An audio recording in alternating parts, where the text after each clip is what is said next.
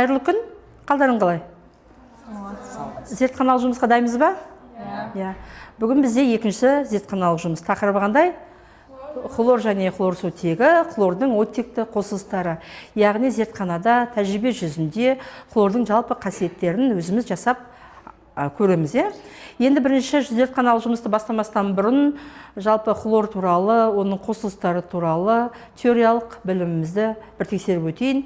Бірінші жалпы хлор ол қандай элемент, оның ашылуы, алыну жолдары туралы кім айтады? Тапсырма берген болатынбыз. Мадина, айта ғой.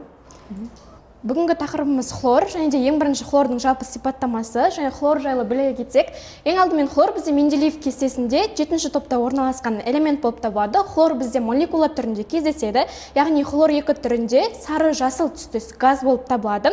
Ол химиялық активті және де көптеген заттармен әрекеттесе алады.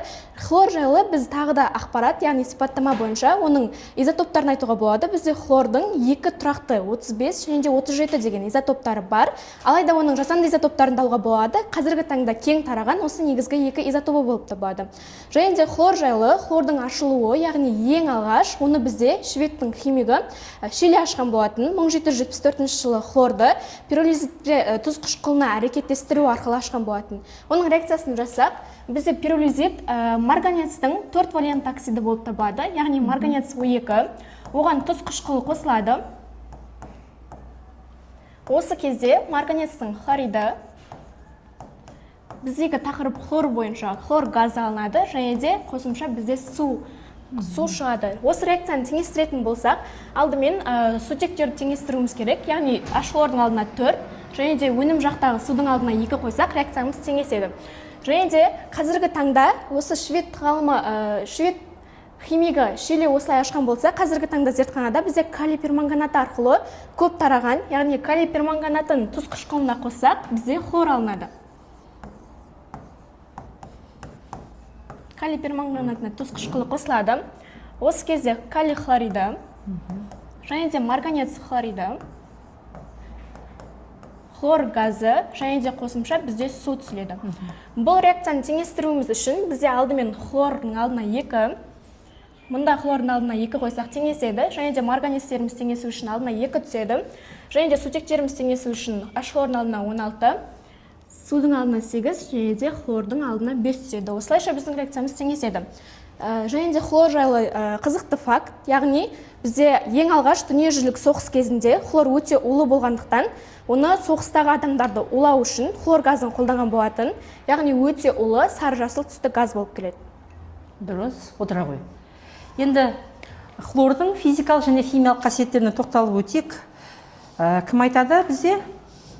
Қазір мен қарайын. Анел, айта ғой. Кейін хлордың химиялық және физикалық қасиеттеріне келетін болсақ, ең алдымен химиялық қасиетін айтсам, хлор бізде өте белсенді бейметалл болып табылады, яғни ол бізде галогендер тобына жатады. Ең алдымен оның химиялық қасиеті ол күшті тотықтырғыш болып табылады. Соның ішінде, яғни ол басқа да элементтермен әрекеттесіп, электрон алып, өзі тотықстан алады. Мысалға, оның металдармен, бейметалдармен әрекеттесуін қарастыратын болсақ, ең алдымен металдармен әрекеттесуі, соның ішінде натриймен әрекеттесе алады.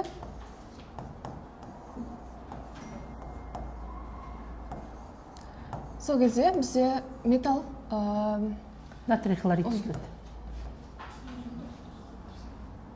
Теңестіре ғой, натрий хлордың алдына 2 қойсын. Реакцияға дейін натрийдің алдына 2 қойсын. Сол кезде бізде тағы да мысалға калиймен әрекеттесе алады.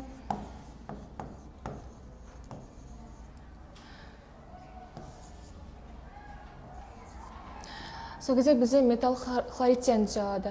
Одан кейіннен бейметалдармен әрекеттесуін айтатын болсам, яғни ол бізде сутекпен әрекеттесуі. Мысалға, бізде хлор сутекпен жарық қатысында немесе қыздыру арқылы жүреді. Сол кезде бізде тұз қышқылын немесе сутек хлоридін түсе алады. Сонымен қатар күкіртпен де әрекеттесе алады. Күкірт плюс хлор 2, күкірт хлор 2-ні түсе алады. Сонымен қатар өз секілді тағы да галогендер қатарындағы металдармен де әрекеттесе алады. Ол бізде диспропорция немесе орын басу реакциялар арқылы жүре алады. Мысалға, хлор калий иодидмен әрекеттесіп калий хлорды және йод 2-ні түзе алады. Сол кезде мына жерде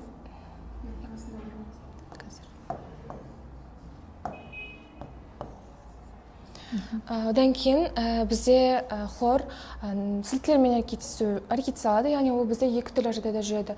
Біреуі қыздырып, екіншісі қыздырмай. Мысалға, хлор натрий OH-пен әрекеттесіп, натрий хлор 2-ні, натрий хлорды және натрий хлор 10-ні, яғни гипохлоридті түседі. Бұл бізде қыздырмай жүруі. Одан кейін Сутек қайда кетті? Одан кейін қыздыру арқылы.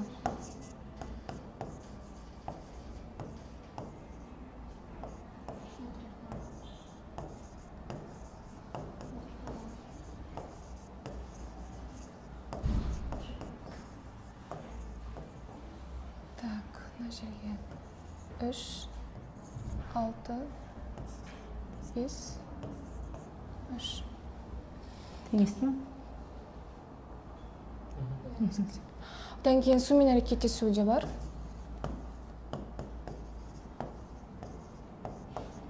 Сол кезде бізде тұз қышқылын және гипохлор хлорид түсіре алады. Одан кейін бізде физикалық қасиетін айтып кететін болсам, хлоры бізде жалпы күйі газ, түсі жасыл сары, иісі өткір иісті болып келеді. Және де оның балқу температурасы 101 градус температурада балқи алады, қайнау температурасы 34 градус температурада қайнай алады. Отыра ғой. Енді хлордың қосылыстарына тоқталып өтейік. Хлор бізде қандай қосылыстар түзеді, ол қосылыстардың қасиеттері қандай екен? Кім айтады? Қазір бізде айтады Нұрдана. Жалпы жаңа хлор туралы айтып кеткен болатын. Енді мен осы хлордың өтекті қосылыстарына тоқталғым келіп тұр.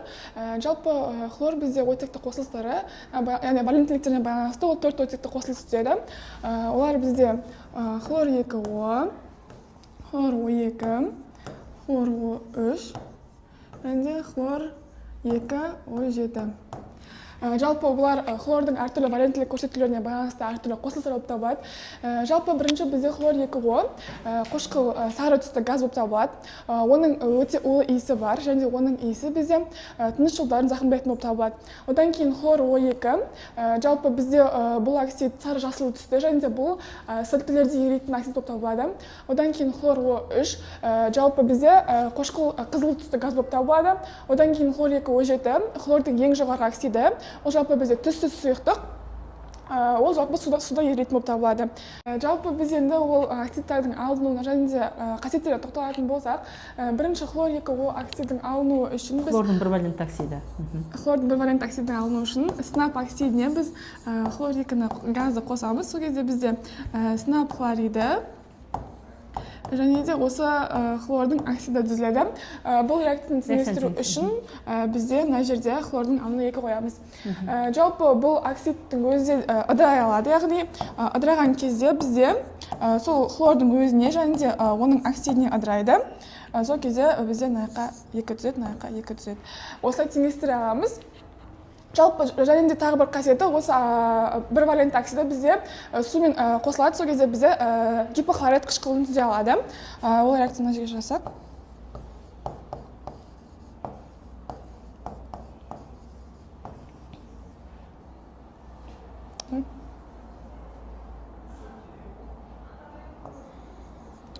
Осы реакция болады, және мына жерге теңестіру үшін мына жаққа 2 қоямыз. Жалпы осы бір валентті оксидтеріне байланысты осы реакциялар жүреді. Келесі біз хлор O2 оксидінің қасиеттеріне тоқталатын болсақ, біз жалпы оған су қосаламыз, яғни бұл оксид де суда еритін оксид болып табылады. Оның реакциясын жазатын болсақ, бізде осы хлор 2Оға су қосамыз. Сол кезде бізде 2 түрлі қышқыл түзіледі.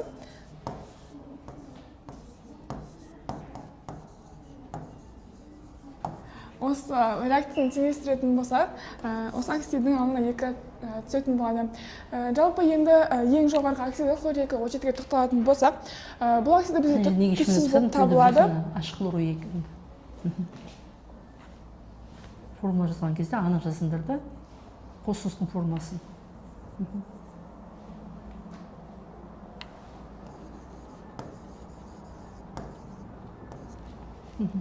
Енді осы хлор 2 очеркті оксидін тоқталатын болсақ, ең жоғарғы оксид болып табылады хлорин ангидриді.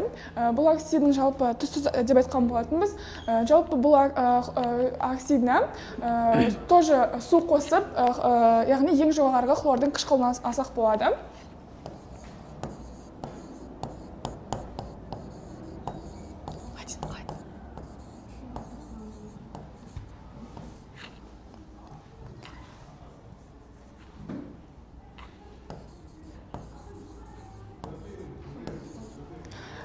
Осылай біз хлордың ең жоғарғы қышқылын алсақ болады.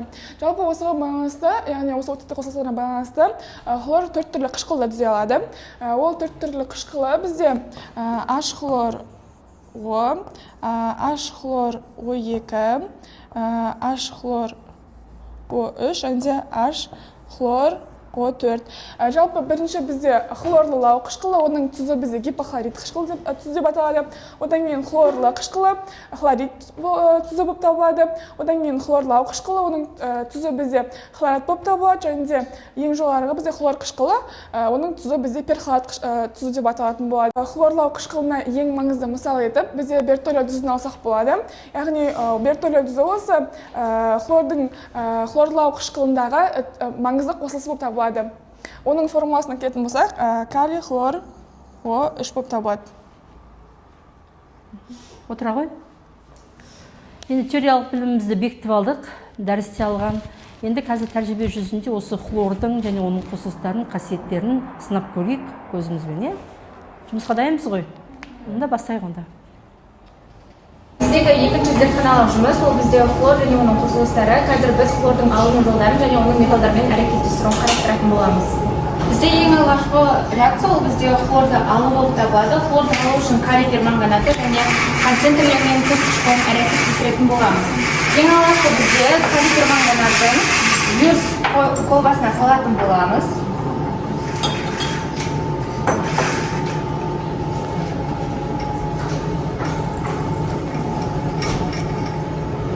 Және салынған калий перманганатына концентрленген тұз қышқылын құятын боламыз.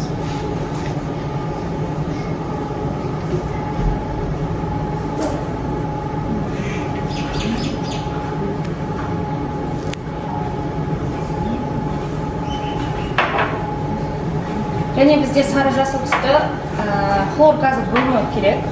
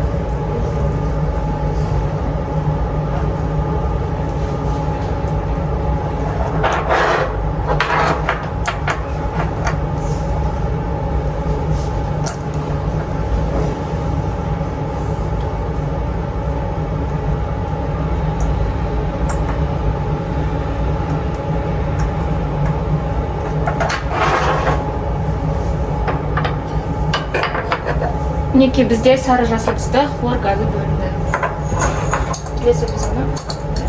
Келесі тәжірибе бізде хлор газының металдармен әрекеттесуі. Ол үшін бізге бірінші мыс керек. Оны қыздырып хлор газына қосамыз.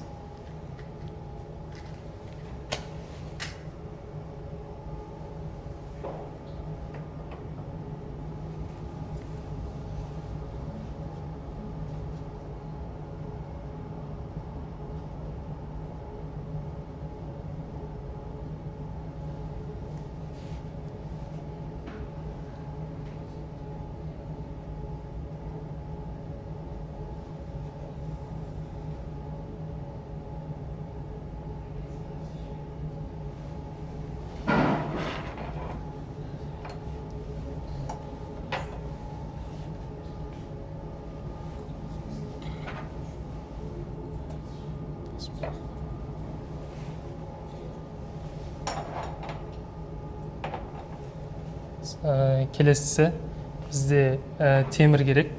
Темірді қыздырып, онда қосамыз.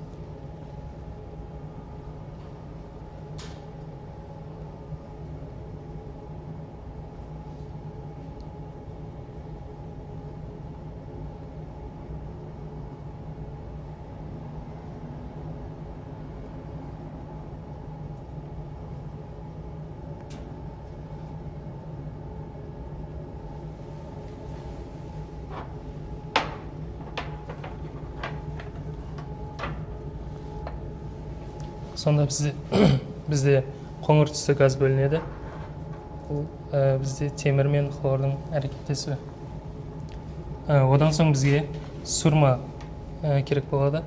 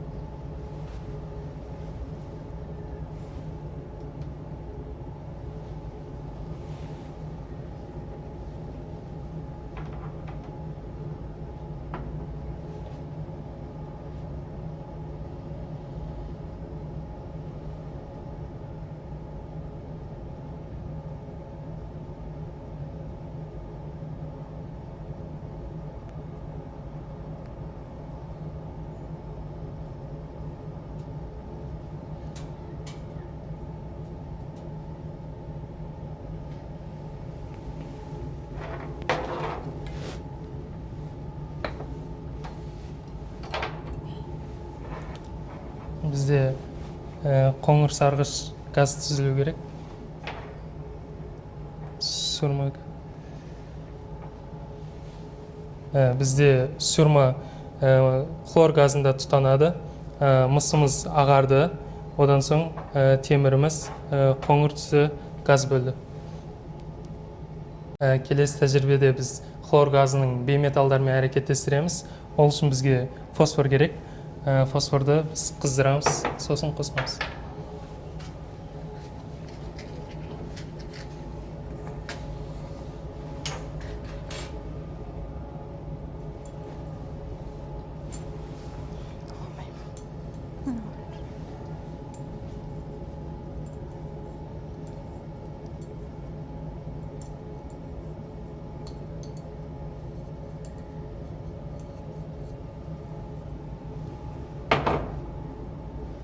Қыздырамыз.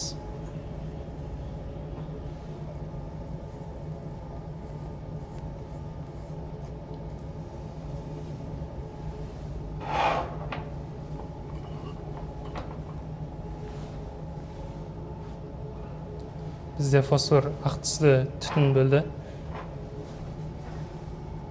Хлор газының бейметалмен әрекеттесуі.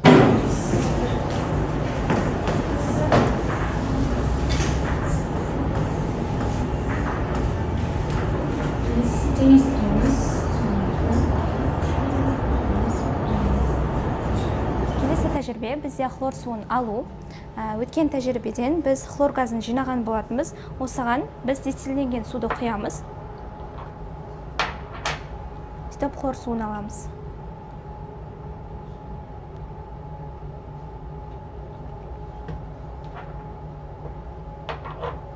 Хлор суы бізде 6-шы тәжірибеге керек болады, яғни хлор суының қасиеттеріне. Келесі тәжірибеміз ол хлор суының қасиеттері. Ол үшін бізге екі сынау керек болады. Және де екеуіне біз хлор суын құямыз.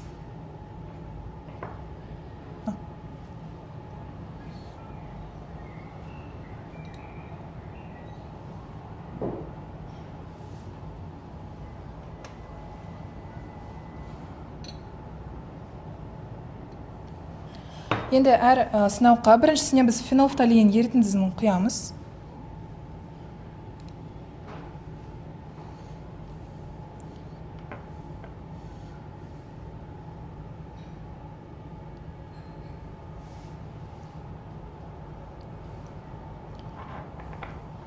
Байқаған құбылыстар осы ерітінді бізде ағарды. Енді келесі ол хлор суына күміс нитратын қосамыз.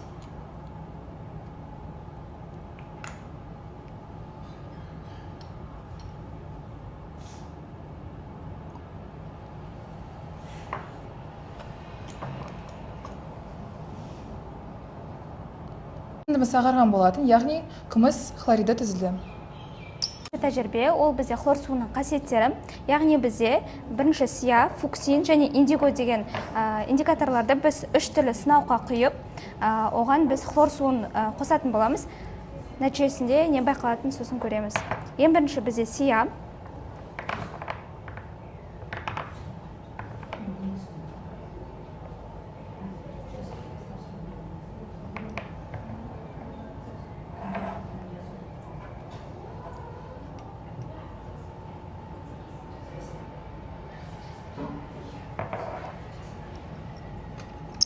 Екіншісіне фуксин. Жабай бересің бе?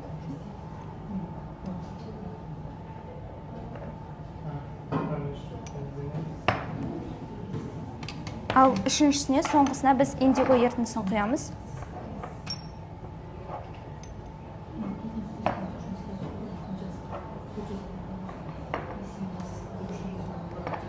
Байқағанымыздай, бұл 3 сынауқтада негізінен бізде түсті ерітінділер берілген. Енді хлор суын қосамыз бұған.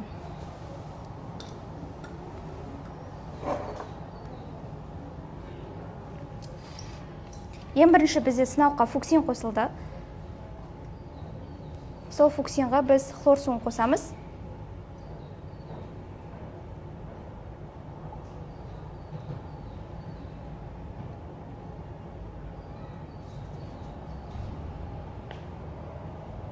Көріп отқанымыздай, бірінші бізде фуксинға хлор суы қосылды ғой, бұл нәтижесінде түссізденеді.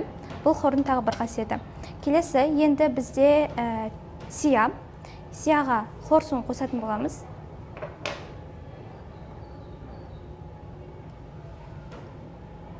Нәтижесінде бұл да түссізденеді. Келесі соңғы, ол бізде индиго. Индиго ол бізде көкшіл түсті. Бұған да хлор суын қосамыз.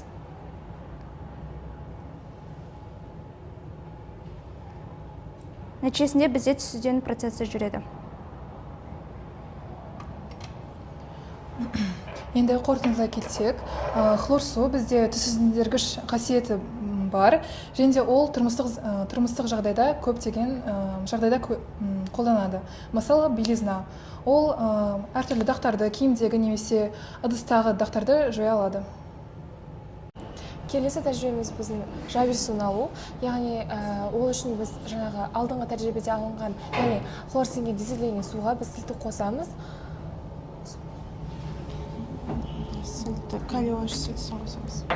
Бізде тәжірибеде калий уаш сілтісі, яғни калий гидроксиді.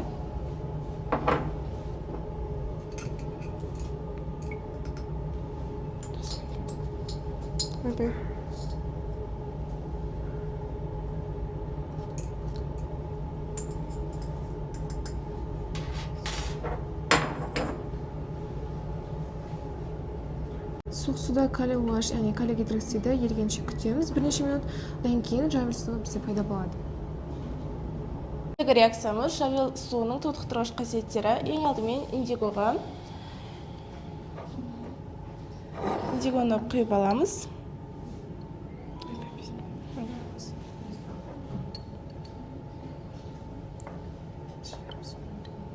және де одан кейін біз жавел суын құятын боламыз.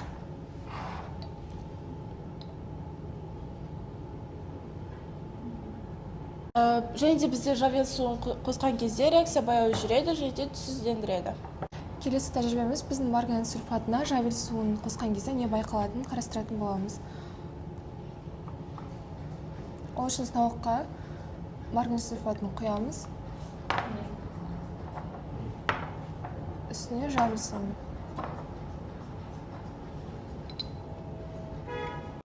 Марганец сульфатына жавел суын құйған кезде марганец 2 ионына ыдырайды. Келесі тәжірибе бізде калий хлоратының қасиеттеріне арналған болып табылады. Яғни қазір біз калий хлоратына, яғни бертолиодизына концентрленген тұтас қышқылын қосу арқылы оттегі газының бөлінуін қарайтын боламыз.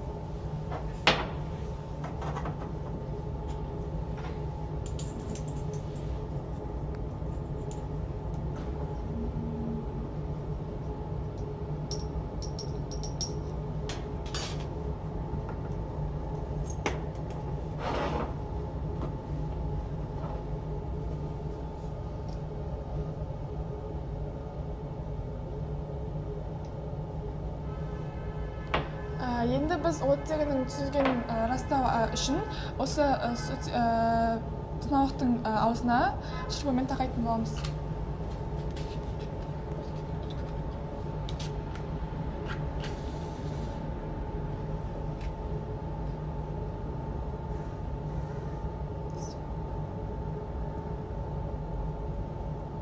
Осы арқылы бұл реакцияда бізде O2 газының бөлінген байқауға болады, яғни шырпы одан ары жақсырақ жанатын болады. Осылай калий хлоратына концентрлі тұз қышқылын әрекеттестірген кезде реакциямыздың соңында бізде хлор газы бөлінді.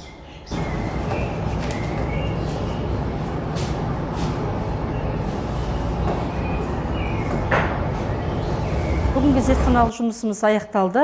Енді келесі аптаға тапсырма 3-ші зертханалық жұмыс, яғни ол 6-шы топша элементтеріне арналады. Жақсылап дайындалып келеміз. Жақсы ма?